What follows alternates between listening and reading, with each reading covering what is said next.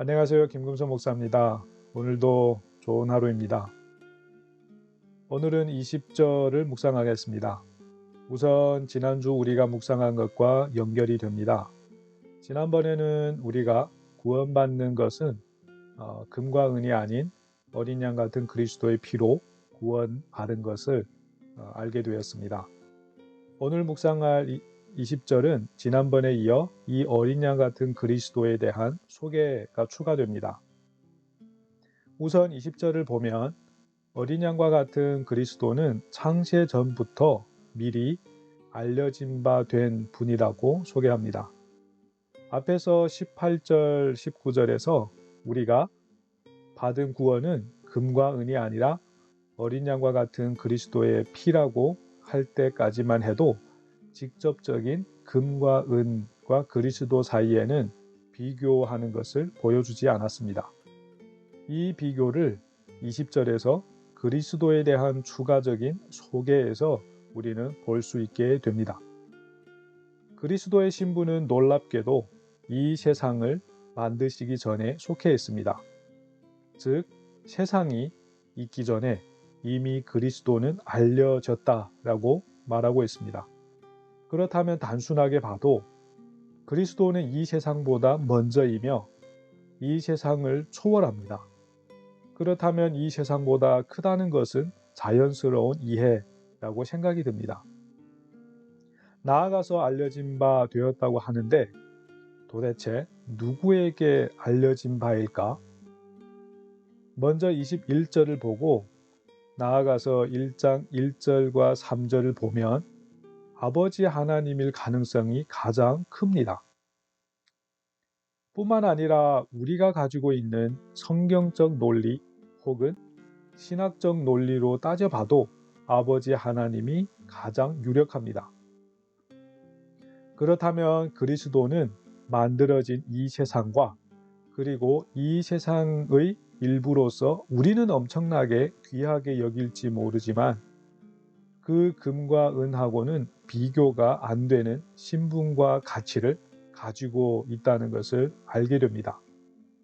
그런데 지금 이 분이 너희라는 대상들을 위하여 말세라는 때에 나타내신 바 되었습니다. 즉 계시가 되었다는 말입니다.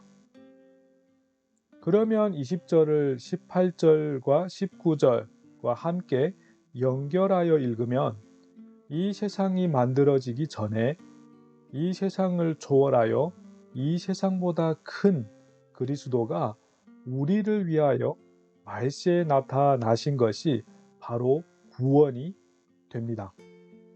좀 더 자세하게 정리하자면 구원의 시작이라고 하면 더욱 정확하겠습니다.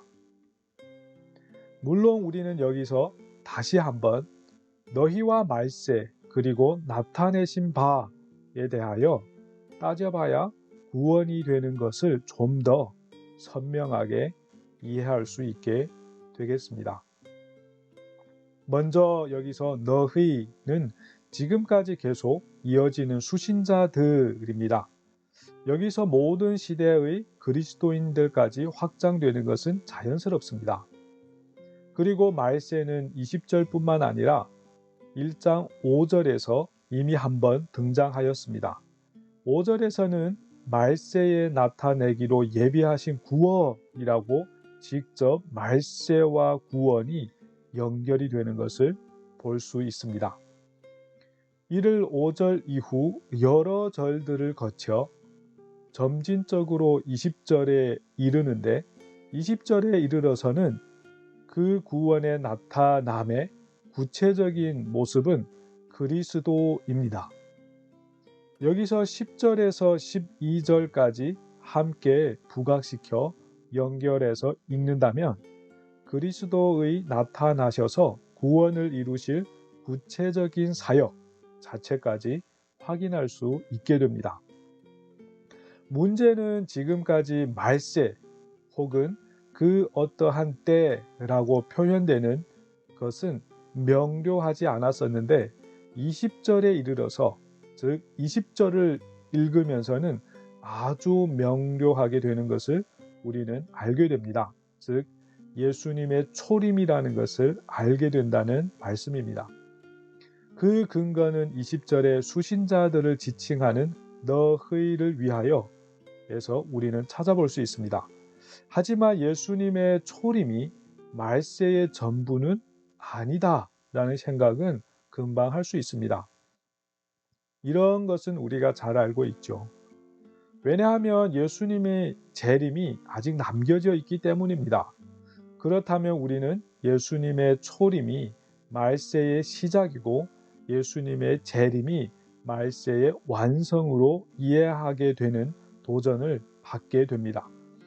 아마 생소해하는 분들도 있을 수 있지만 이미 시작하였지만 아직 완성되지 않았음이라는 구조가 성경을 이해하는 데 아주 중요합니다. 이를 이해하기 위해 성경의 예를 들자면 성경에서는 천국이 가까웠다라는 표현부터 시작하여 사도 바울은 나는 두렵고 떨림으로 구원을 이루어간다 라고 할 때 우리는 무엇인가 시작은 됐지만 아직은 완성되지 않은 느낌을 받는데 바로 좀 전에 설명드린 이미와 아직은 아닌이라는 구조가 보입니다. 이런 구조는 성경 전체가 가지고 있는 구조인 것 같습니다. 그래도 가장 납득할 만한 이유라면 이런 구조가 성경 전체에 속해 있는 구조를 설명하는데 가장 납득할 만한 이유라면 성경 그리고 성경에서 언급하는 천국 그리고 구원 그리고 교회 그리고 신앙이 살아있는 생명적인 것이어서 그런 것 아닐까라고 생각하면 좀 더 납득이 될 것 같습니다. 생명적이라고 하는 것은 그가 태어나면 그것이 완성된 것은 아닙니다. 즉 태어남은 시작이고 그가 성장하면서 완성을 향해 가는 것이 특징입니다. 언젠가는 완성이 됩니다.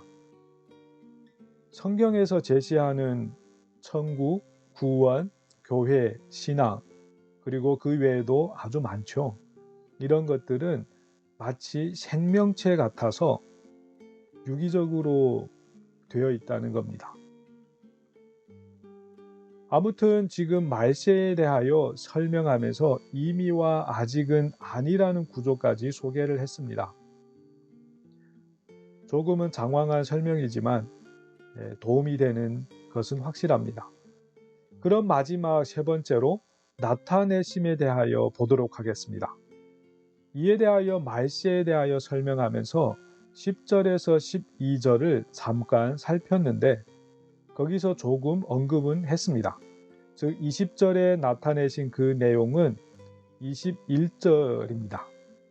20절에서 나타내신다고 한 그것은 21절에서 아주 좋은 설명을 합니다. 21절은 우리가 다음 주에 자세하게 묵상하도록 하고 오늘은 여기에서 마칠까 합니다. 정리해드리겠습니다. 우리를 구원하신 그리스도는 이 세상이 만들어지기 전에 이미 계셨습니다.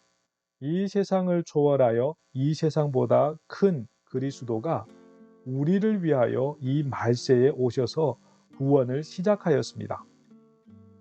우리는 구원이 이루어져 가는 즉 이미 시작하여 완성으로 향하고 있는 이 시점에서 해야 할 것이 있는데 바로 13절에서 얘기했던 마음의 허리를 동이는 것입니다.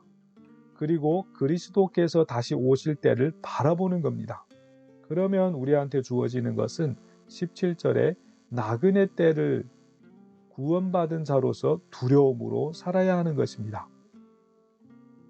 그 두려움은 사실 설레이는 두려움이 되겠습니다. 기대가 찬 생명에 성장하는 두려움 되겠습니다. 역설처럼 들리는 이 내용이 바로 우리가 매일 겪고 있는 현실입니다.